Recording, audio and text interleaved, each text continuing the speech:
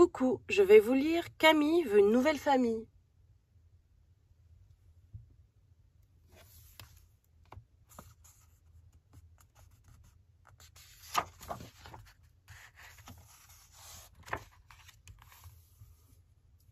Camille est un drôle de petit hérisson qui vit dans la forêt de Bouille les écureuils.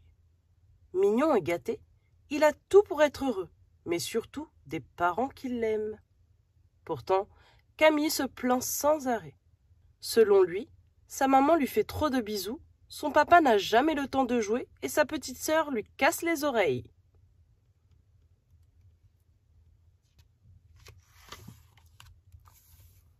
Ce matin encore, Camille est furieux. Son père refuse de l'emmener à la chasse aux limaces sous prétexte qu'il est trop jeune. « Zut, zut et rezut à la fin !» dit-il en tapant du pied. « Puisque c'est comme ça, je m'en vais. » Et pendant que ses parents sont occupés, Camille part en boudant.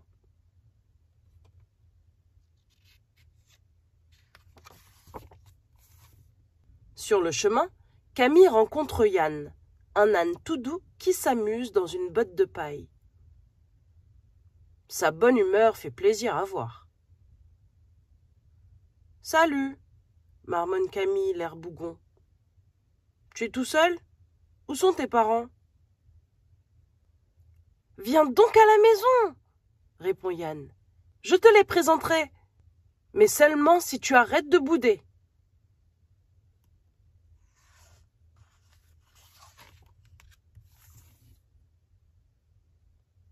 Yann conduit Camille dans un pré où galopent deux magnifiques chevaux. « Je te présente mes parents, » dit le petit âne. « Tes parents ?» s'étonne Camille. « Mais tu n'es pas un poulain ?»« Bien sûr, » répond Yann, « j'ai été adopté. Et crois-moi, je suis très heureux comme ça. » Camille joue un moment avec Yann, puis reprend sa route.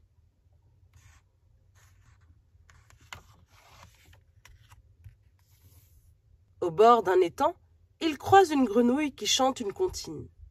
« Quelle jolie mélodie !» Camille voudrait bien l'apprendre aussi. « Bonjour !» dit-il. « C'est ta famille qui t'a appris à chanter comme ça? Quelle chance tu as !»« Merci !» répond la grenouille. « Je m'appelle Dorine. Si tu m'accompagnes, je t'apprendrai aussi. »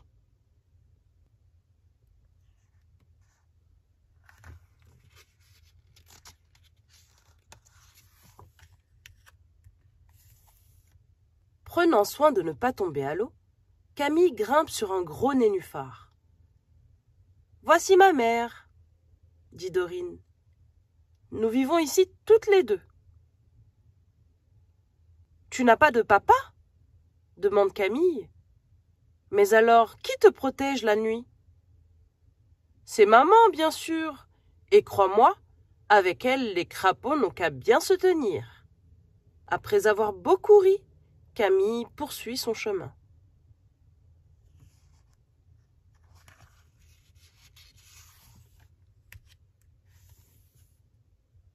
Passant près d'une ferme, il aperçoit des cochons qui pataugent dans la boue.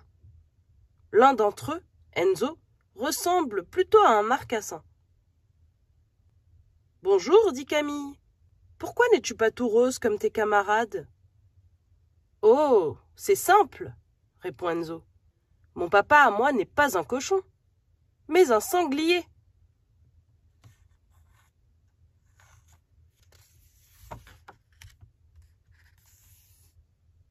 Je viens de la ferme et mon mari de la forêt, raconte la maman d'Enzo. Aussi, quand notre fils est né, il s'est très vite adapté à nos deux modes de vie. Eh oui, conclut Enzo en riant, je mange aussi bien des glands que du maïs. Moitié sanglier, moitié cochon. Je suis un sanglochon. Camille est émerveillée. Toutes ces familles si différentes. Décidément, la nature est bien riche.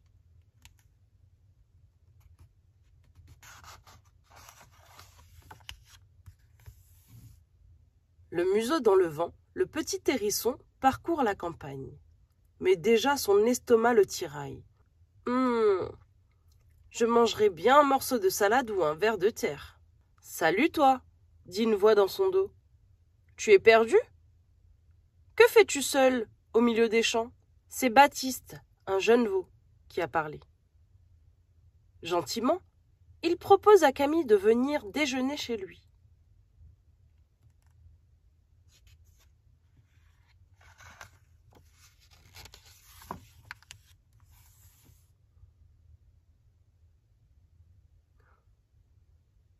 Je te présente Roger mon papa, dit Baptiste, le plus fort des taureaux, ajoute-t-il tout fier. Et voilà Bastien, mon autre papa. Papa Bastien fait très bien la cuisine, tu vas te régaler. Tu as deux papas? S'exclame Camille. Je ne savais pas que c'était possible. Bien sûr que si. D'ailleurs, je ne suis pas si différente de toi. Moi aussi j'ai deux parents. Le ventre bien rempli, Camille peut repartir.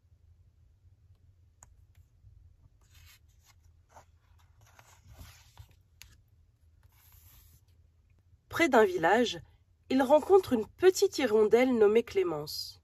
Celle-ci partage le nid d'une vieille chouette, ce qui étonne Camille. « Dis, maman Babette, je peux aller jouer en bas avec le hérisson ?» demande Clémence. « Bien sûr, ma chérie. »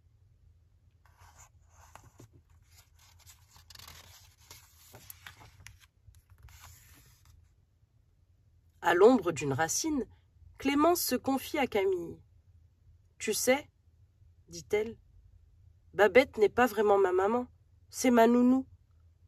Comme mes parents voyagent beaucoup, elle s'occupe de moi. Elle est très gentille, mais parfois, c'est difficile. Ma maman n'est jamais là pour le bisou du soir. Et mon papa, je ne le vois que quelques jours par an. »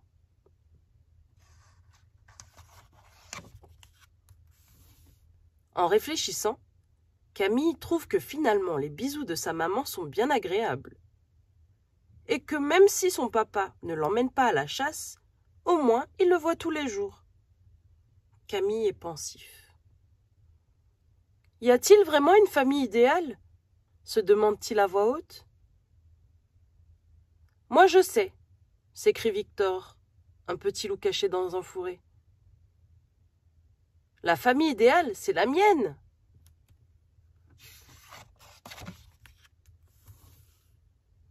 Nous, les loups, vivons en meute, explique Victor.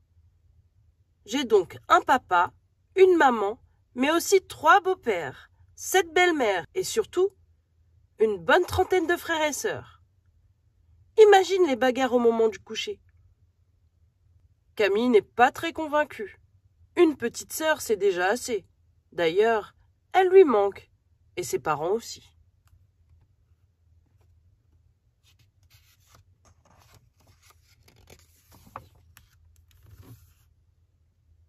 Camille veut rentrer à la maison. Heureusement, le chemin du retour semble beaucoup plus rapide. Ah, quel bonheur de retrouver ses parents! Mais ce voyage a été très utile. Maintenant, Camille sait qu'il n'y a pas de famille idéale. Non, quand on s'aime, toutes les familles sont idéales.